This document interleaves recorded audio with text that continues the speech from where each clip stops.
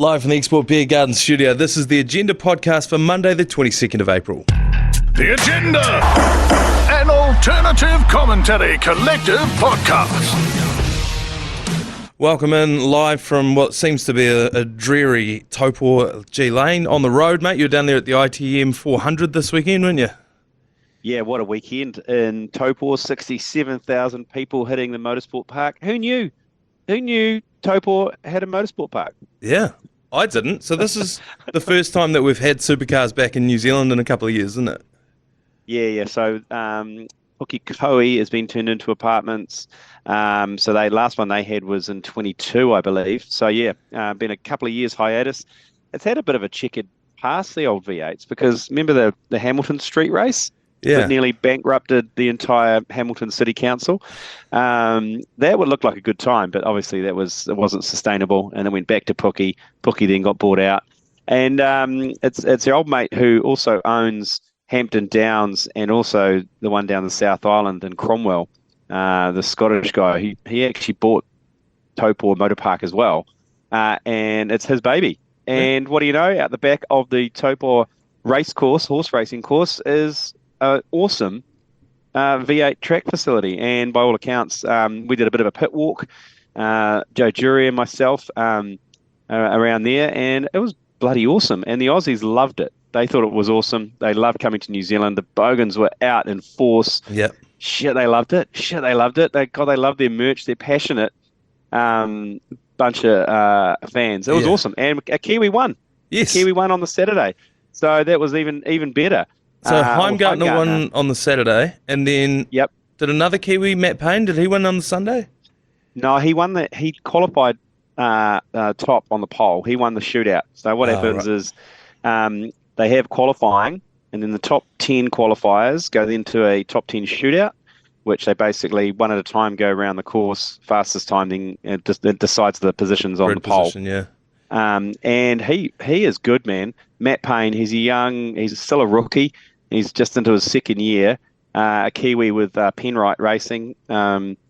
So he was good, man. He qualified, but he just got run down by the two Red Bull cars in nice conditions yesterday at Motorsport Park. But yeah, it was a good time. Look, I'm not a motorhead. I know you give it a bit of shit about calling it motor games. You call it motor games, but it was a good time. And I must admit, like seeing all the Aussies, big names were there. The production they put in, the kind of the V8 supercars, the whole Aussie team were out there. When they gave us their pit tour, they were just talking about how it's all about show business. They got people said they shouldn't have a stick shift. That should be pedals. Yeah. And that they should if they go to the pedals, then they should get rid of the clutch and everything like that. But they're like classic Aussies. They're like, nah, mate. People want to see the pedal work. People want to see the footwork. People want to see them slamming it into gear with a gear stick. Yeah. It's about showbiz. So it was cool. I mean, it absolutely hosed down on the Saturday, which made for great viewing because people were sliding all over the place. If there was one thing, I'd get down here. They've got it for another 3 years here in Taupo, so it's going nowhere for 3 years. So the only issue was trying to get out of the place. It was an absolute nightmare. Basically, 10,000 cars going for one farm gate. Yeah. To exit. Didn't end well. Another highlight was Chaz Mostert's wheel falling off. Yeah. That was great because we were watching that, and we were watching it with old Matt Watson, ITM fishing show legend, and we watched his wheel fall off, and then we said, "Oh man, imagine if you were the guy. Imagine if you didn't put it on properly." And then they showed a replay of the pits of his tire being put on, and the guy put it on. He kind of put it on, and he took off the gun, and you could see him hesitate to go back. By that stage, they dropped the car and it was off, and you could see him go, No, fuck. Yeah, you could see his face go, I don't think I got that. And then Chaz Mostert left the pit in the first corner. It just came off, and we felt so sorry for him. It was like, man, he would have got a lot of shit that night because he was in it with a chance. He was up Heimgartner's ass until that happened. So, but awesome to see him. Awesome to see the young Kiwis because I didn't really know. I thought Kiwis' chances were over given the Giz and McLaughlin were out, but there's some good youngsters in there.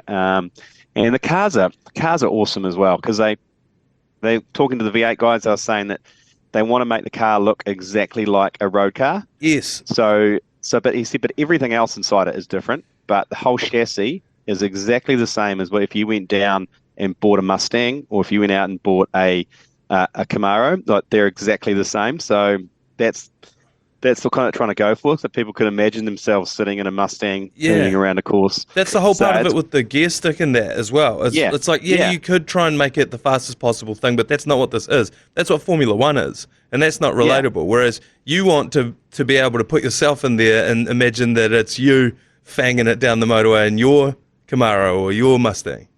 Yeah, totally. Which I totally get. And they were so cool. The whole race director, I may have been asked to leave at one stage, because the race director came and talked to a group of us from ITM, and I was there with Joe, and he was like, any questions? And everyone's a bit shy. Yeah. And so I asked, when are you going to launch the Prius class? And just jokingly, and there was absolute crickets. And I was like, righto, I'll show myself out. Okay, see you later. He didn't quite get the joke. Because I said, look, stay with me here. You can do the Uber 500, where you got a bunch of Priuses. You go around, you got to pick up various people. You got to stop at least once and do a full clean out when someone soiled it. You got to choose who you're going to pick up when. You got to pick up one drunk person. And he was like, looked at me, he was like, can someone get rid of this guy? Can someone get this guy out of the pit lane? Nah, yeah, I can see why they take it very seriously. It's a religion to these guys, isn't it? I know. Joe Jury had his head in his hands. He was like, "What are you doing?" Just relax. I saw there was 67,000 people in attendance across the weekend, and all of the people that the papers interviewed were like, "Man, I can't believe how many people came down to this." It's like, no, this is a destination. Also, have a think about the people who came. They're all petrol heads. They've all got flash cars that they want to stretch their legs. So they'll drive from anywhere in the North Island. Wellington to Taupo is not a barrier to entry for these guys, because that's an opportunity to take your car on the road. So totally. And the tickets, they're not exactly cheap. For a 2-day pass, I think they were over $200. And for grandstands, it was even more, and heaps of corporate hospitality. And you're right. In the car park, there was some pretty amazing vehicles in the car park as well, who people were driving around. You got the whole Hawke's Bay as well. It's just over the hill. That's only just over an hour away. From Taupo. It is the centre of everywhere. So, I think it's a great location. There's a few work-ons. Obviously, they're not used to kind of having 6,000 cars descend upon a tiny kind of paddock. But apart from that, all the racing went pretty smoothly. There was no issues. I mean, there was a few complaints about the track being a bit heavy on the tyres. I didn't really know what that means, but apparently because half the track is new and half the track's old. Right. So apparently it's quite harsh on the tyres by all accounts.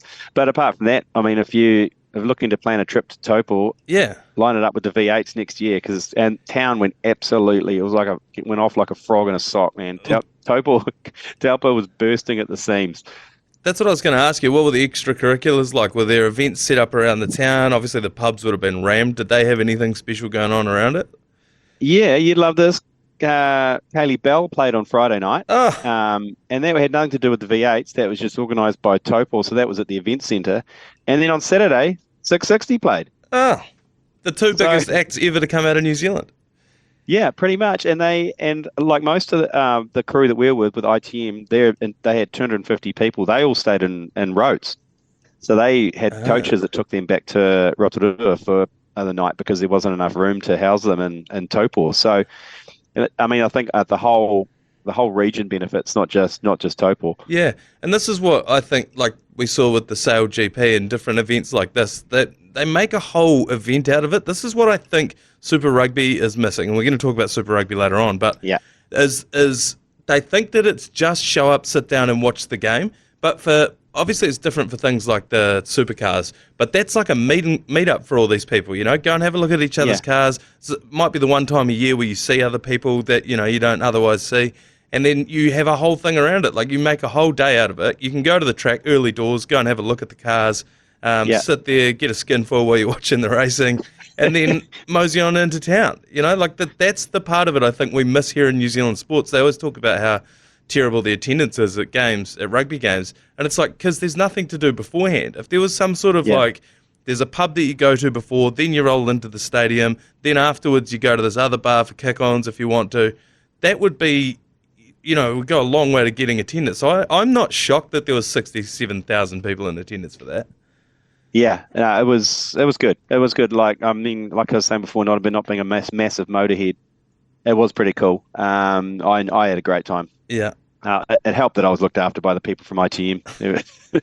I had a good chat. If you listen to the agenda, I had a good chat to Matt Watson as well, who was there.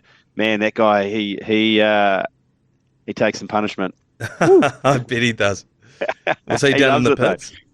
He loves it, man. He's a good man. It's so funny with Matt because he gets dragged into everything. He was walking down to do a pit lane tour, and it took him an hour and a half to get back to the ITM area because the CEO from Toyota spotted him and said, "Matt, get over here." And next minute, he's on stage presenting the Toyota Cup to a class. And he goes, I didn't have a clue who these guys were. And I'm on stage and I'm presenting the trophies for the end of season this Toyota class series. Yeah. It's like he's like, okay, I'll do it. I've got no idea who they are or what this class is, but wheeled them out, gave out the prizes.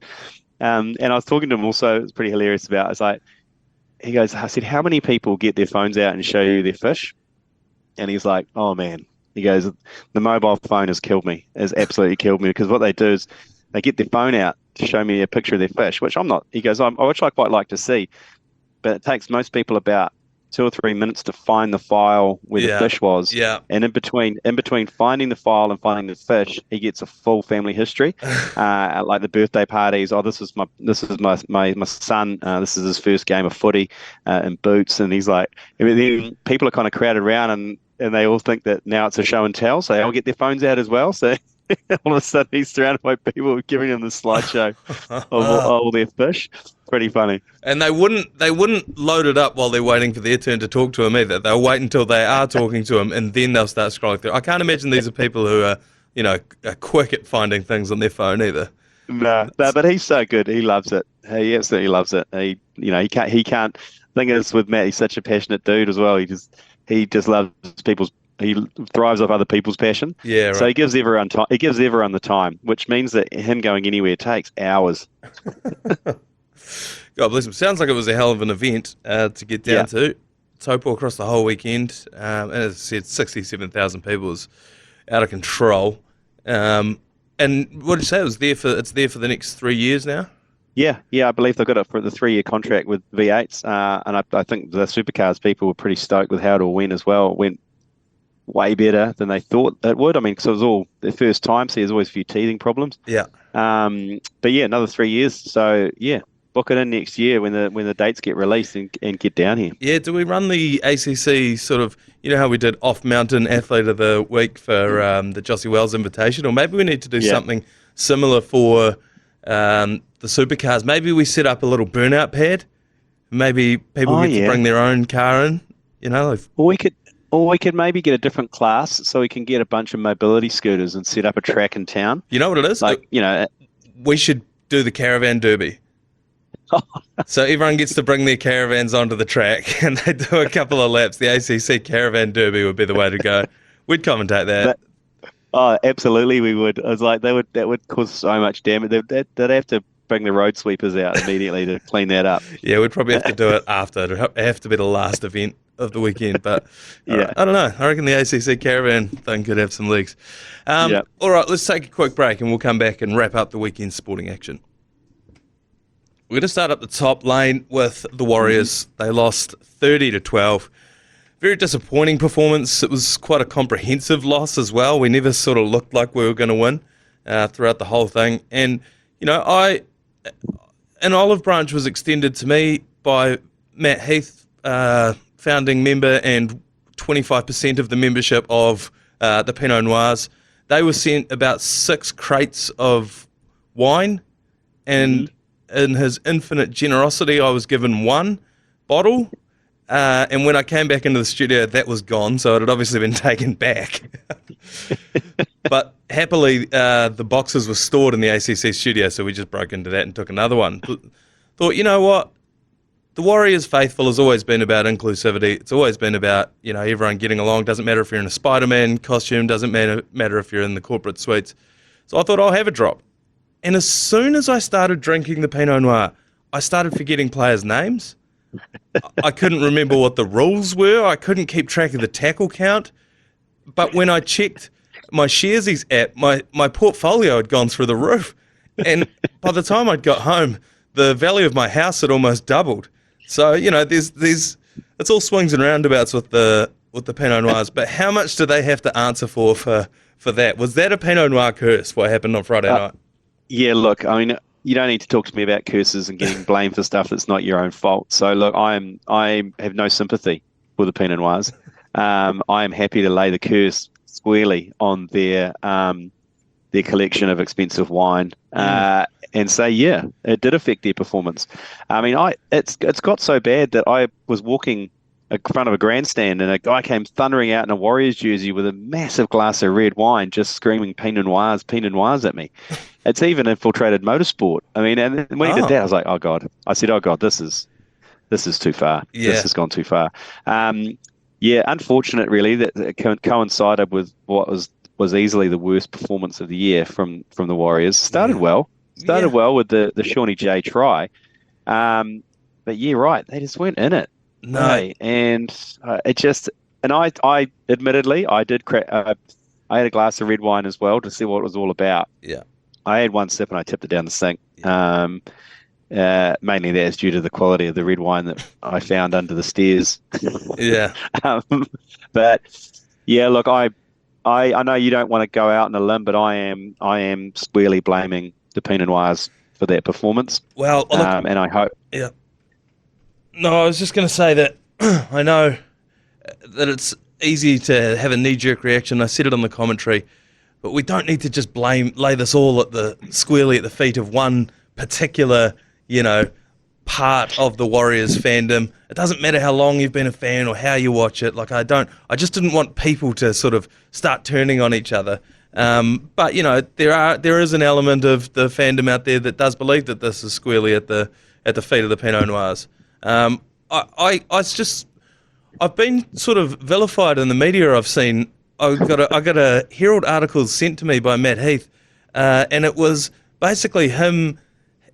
He's running this narrative that I'm saying you're not allowed to be a fan of the Warriors if you drink red wine, where I've never said that. And I've always said there's always another seat on the bandwagon. What I've always said from the get-go is just be careful with these guys, because what they do is they try and change stuff. These elitists when they come in.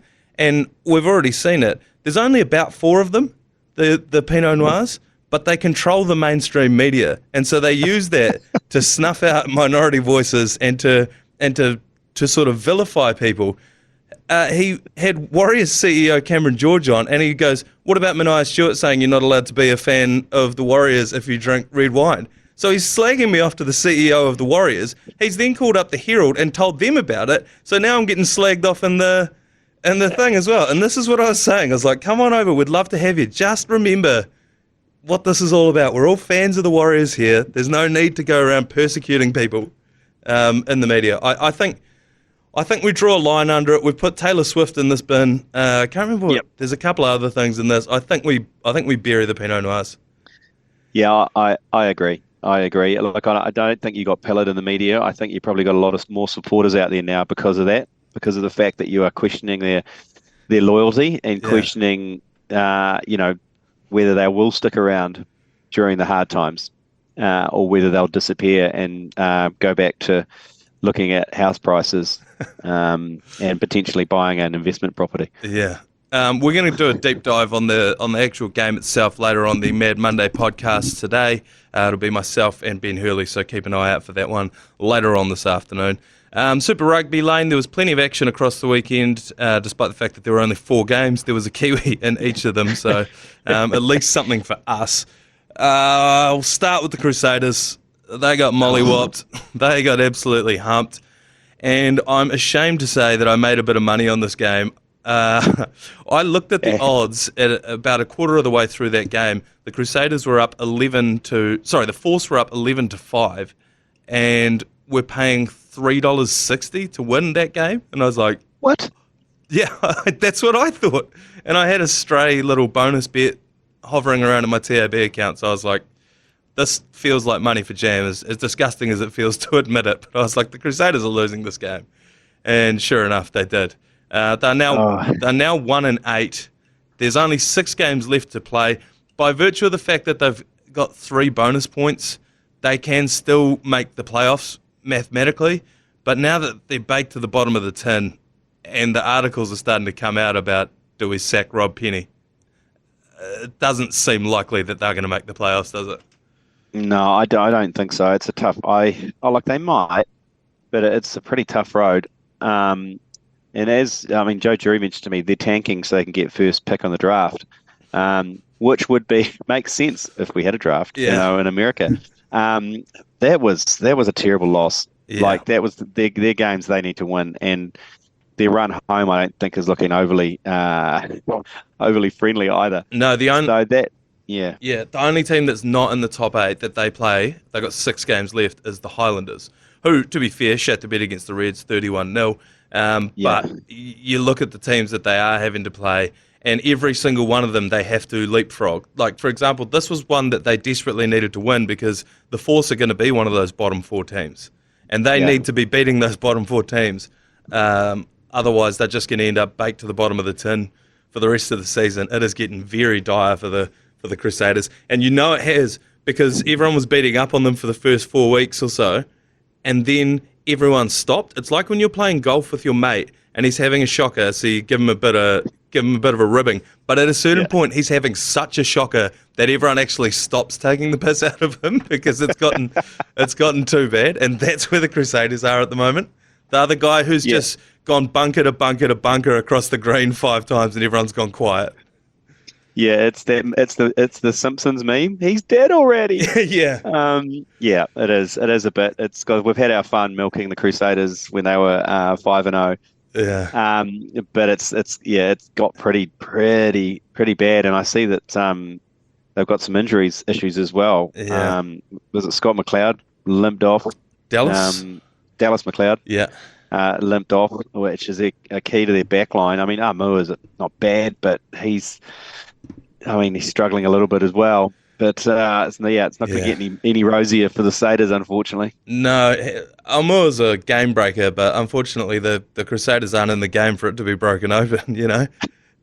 He did dot down in the first 5 minutes, and everyone was like, here we go. And then from there on out, it was all one-way traffic. So grim for the Crusaders, and it gets even grimmer because the Blues are doing very well. They absolutely humped the Brumbies 46-7. The Brumbies never looked like they were in this one. It was a soggy one at Eden Park. And I think the rain did a couple of things. The first is it just made it hard for both teams to attack until it sort of started drying out in the second half. But it also bunched up whatever fans did show up into one area of the stand where they were seeking a little bit of shelter. And when the camera was at a certain angle, it looked like there were heaps of people there. But then they cut to the wide shot, and it really betrayed what was going on at Eden Park. And I think this is what we were talking about before with the V8s. There's just no vibe around it. Yeah, they tried their little hot strike light show at halftime. Yeah. Nobody's coming for that, you know? No. How they cracked that, I don't know. We've suggested is, if they win the title, the Blues win. Is that enough to get 20, 30,000 people to games next year? No. Probably not, which is crazy.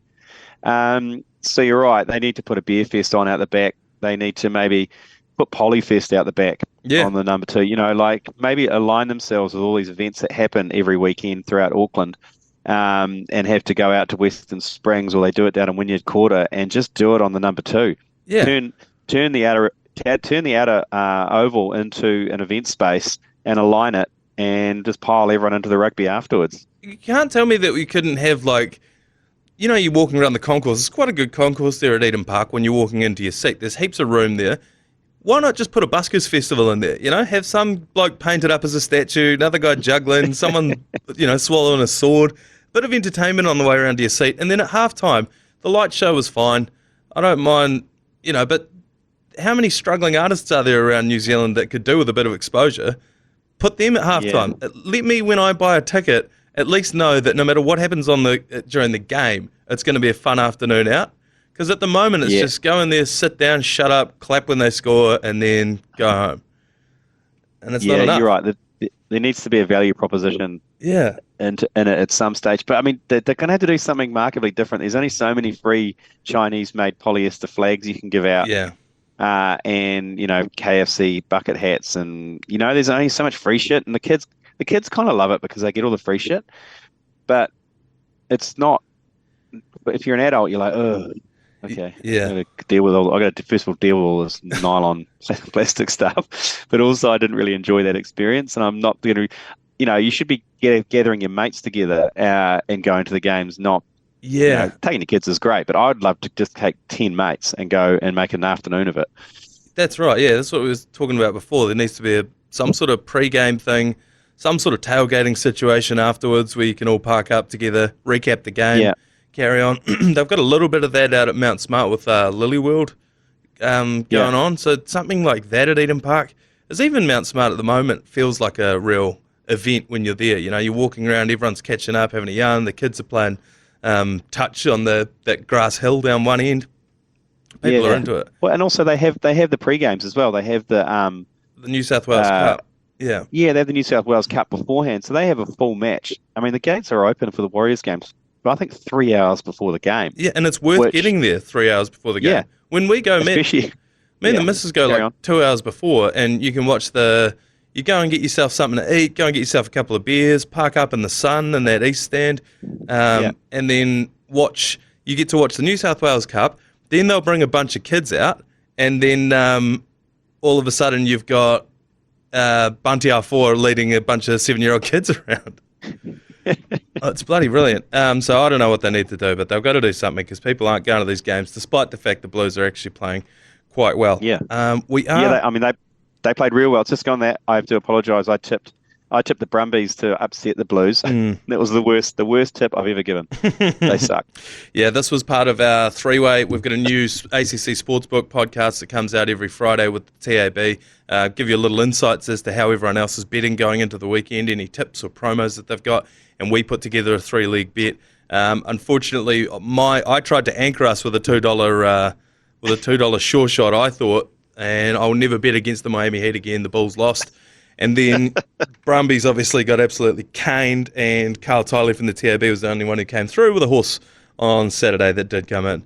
Bit of shocker. Yeah, but keep an eye out for that one this Friday coming up as well. We're going to take a quick break, and we will be back with yours, please.